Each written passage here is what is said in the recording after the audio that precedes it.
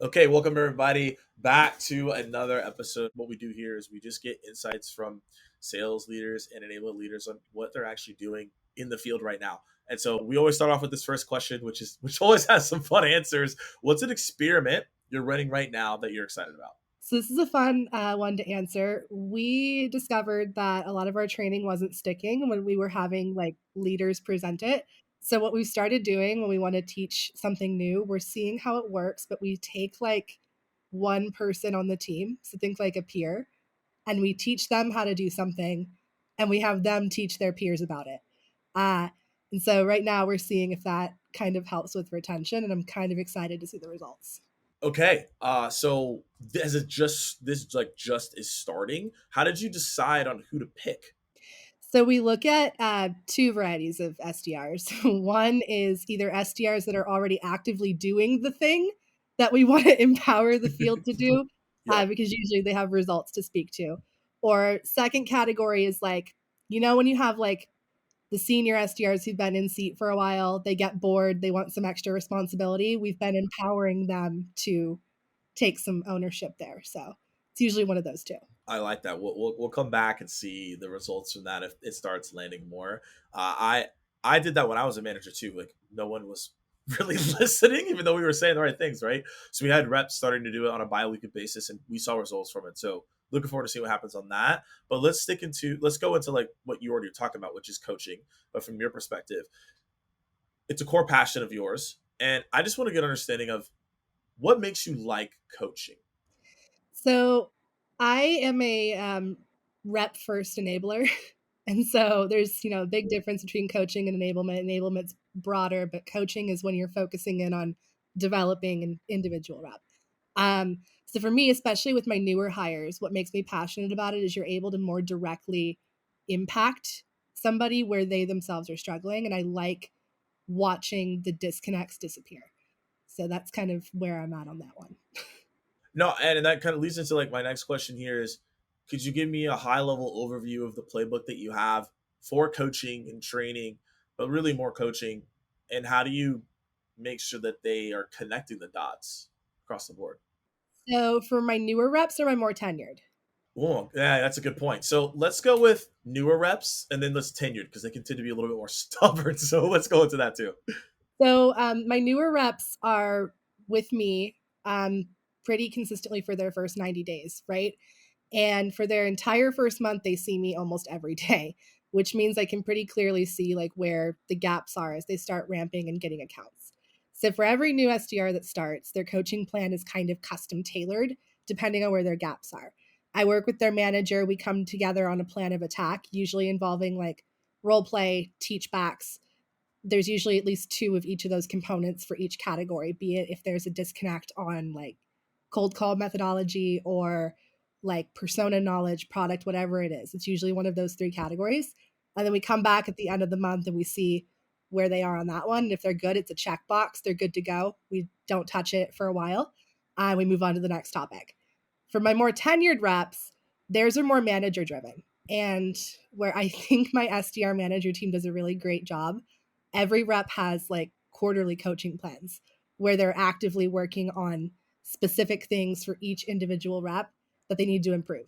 Even like from the top performing reps to the bottom of the pack, everyone has one. Okay, so you said things. I want to dive a little bit more into that because when most people think about coaching, they just think about skills. I think coaching goes beyond that. It's the mindset, it's how you carry yourself, etc. So, as you're thinking about the things that they're looking at on a quarterly basis, is it just the skills? How is a manager analyzing those skills? Do you have to get the rep to agree on those are the skills you need to work on together? Because self awareness plays into this. What are the things that you're paying attention to here for these quarterly plans? So they are looking at the skills, yeah. So things from like how they're doing with their cold call conversions to what their emails look like. But there's also like plans for things like confidence. So getting more confident when you're speaking to prospects, if that's where you're struggling, or professional development. So if people have goals, we kind of coach around those. If they want to be in operations one day, for example, we encourage them to take a pavilion course or something like that. So it's very like rep focused on both skill and development. Okay, so we talked about the tenured reps. Let's go back to the newer reps. What's onboarding look like from a 30, 60, 90 view? I love this one. So for their first 30 days, they don't have accounts. They're literally No just account. You, onboarding. you, you do nothing. Nothing. You're Fair onboarding play. for your first Hey, 30 I like it. days. Um, and we've broken it into 4 categories because not sure how much you know about my company, but we have a plethora of product suites, a lot of key personas. There's a lot of information for people to absorb in that period of time and start to really master. Well, fun fact. I'm very, very familiar with Demandbase because I used to work at Terminus, so I'm very familiar. Then you know. Yeah, I know. But Yeah. continue. But we have, so across revenue onboarding, we've broken onboarding into 4 categories. We call them the 4 Ps, right? So we've got product, personas, peers, which is the only P word that worked for competitor. So process is the 4th one. So product, persona, peers, process. We start with personas because we think it's important to understand our buyers and what they care about. So we give you the fundamentals. We run like persona sessions with our own internal stakeholders.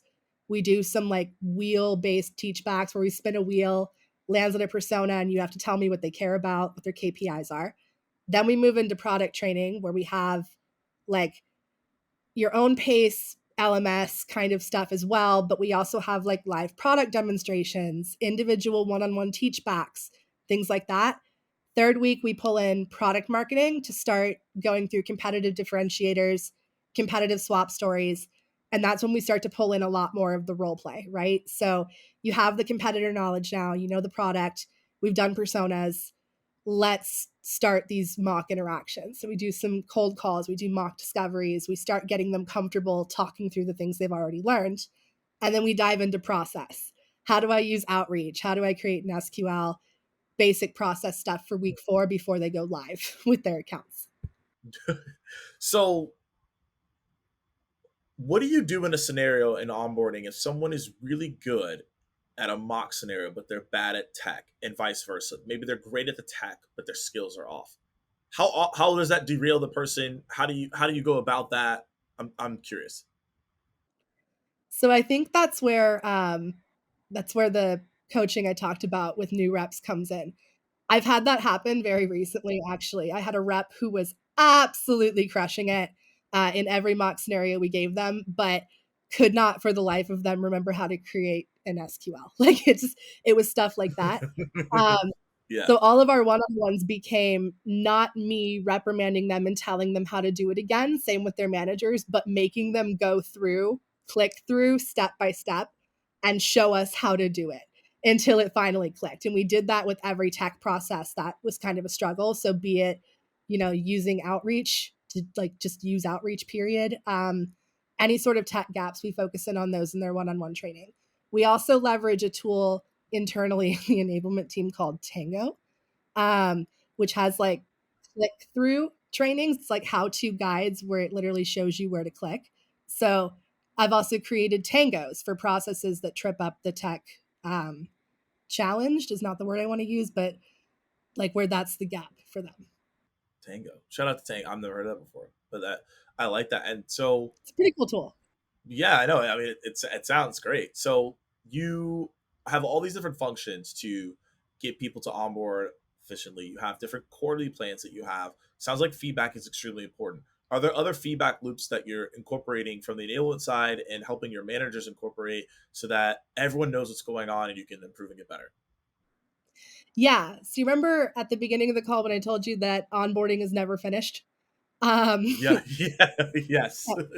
So every single rep, when they complete onboarding, I have 2 different touch points with them. One, when they're done their first month, I have them give it to me. If something should have been in week 3, but it was in week 1, I move it. If they think that I should have had more material around a certain product, I add it. If they think something they didn't really get value out of it, I delete it. So I do all of that at the very end of their onboarding so that it's changed for the person that comes after them. And then I ask them that same question again a month after they get accounts. So once they've been working accounts and actually like actively doing their role, I ask again, what do we need to add? What did you end up not using? where are the gaps, and we create content, update, move things around for the reps that come after them. So onboarding has that feedback loop.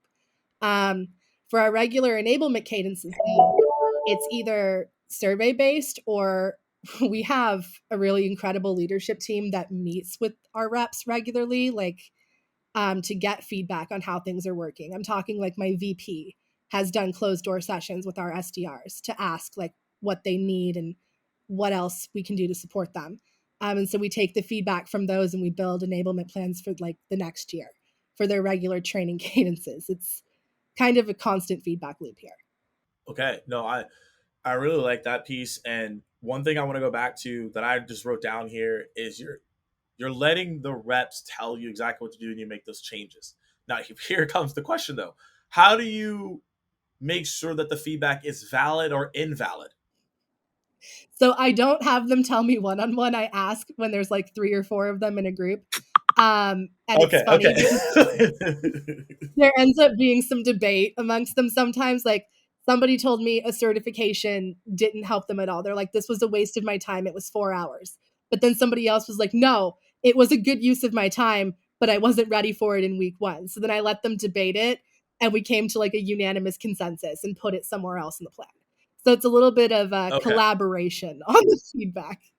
Okay. That makes sense because I would assume that if it was one on one, some people's feedback could just be invalid feedback. Not to say that that person isn't valid. The feedback that they're giving just isn't valid to the scenario. You're like, well, okay, like that's just unique to you. Like it worked for 99% of the people here. And so that's the reason why I asked that question. Yeah, no, completely valid. Okay, so let's go into the next point, which is like data points. Like as you're coaching, what are data points that you're paying attention to? What are managers paying attention to? Obviously, you mentioned skills, you mentioned getting confidence up, but maybe there's some other like metrics that you're looking at. Yeah. So our managers are paying very close attention to their reps. They're looking at their stats at the very least weekly, but if we see that a rep is struggling either with their open rate or maybe they're not calling people like they should be, we dive into not just the metric itself, but the why. So if there's a rep who has like 10 calls on the week, maybe they're not confident speaking on the phone, they're not comfortable speaking live, they like the time to think out and write emails. We dive into that and we figure out how to coach to the confidence piece I mentioned earlier. So it's largely skills based, but there's kind of an underlying personal component there too. Okay. And when you're looking at coaching as a whole, what are some things that people are doing absolutely wrong right now? Like across the industry, across the board, or in It's like just to across the speak in board. I general. mean, you don't have to call like people out like, hey, like Sally on my team's doing this really bad. Like, I'm not saying that. I'm just saying like holistically across the board. What are people doing that like you're hearing or someone's like, yo, like that's what you should not be doing right now. I actually just had a conversation about this with a colleague who works at another company, where a lot of people are looking at coaching holistically and not individually. So they're looking at larger systemic issues within the organization, like if we're missing pipeline and we see like 5 people who are hitting their number are sending out 300 emails. We assume that the solution is to do 300 emails, and we start coaching everyone who's not doing that to alter their behavior to fit like this cookie cutter pattern. So I think one of the larger issues with coaching is that we focus too broadly and not on the individual rep themselves. Why do you think that is? You think people just want to create that from a broad perspective, just to do it as a checkbox? Like, okay, we did it. Like, why do people do that approach? I think it's easier.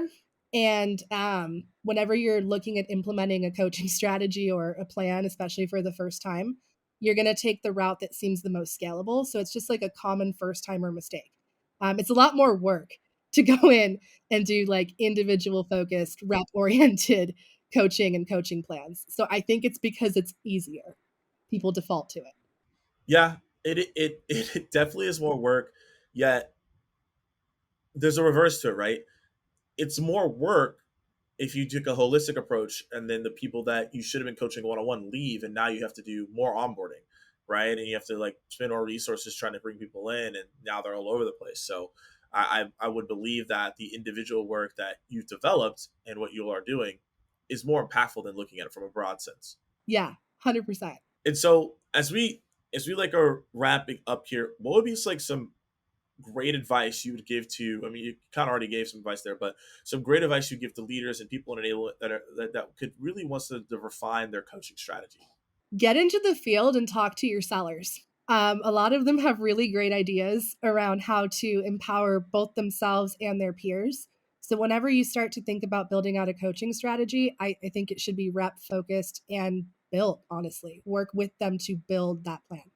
Awesome. Well, Alli, thanks so much for taking time today to talk to us about coaching, some strategies people can go implement, some experiments that you're doing as well. And I hope you have a great rest of your day. And again, thanks so much.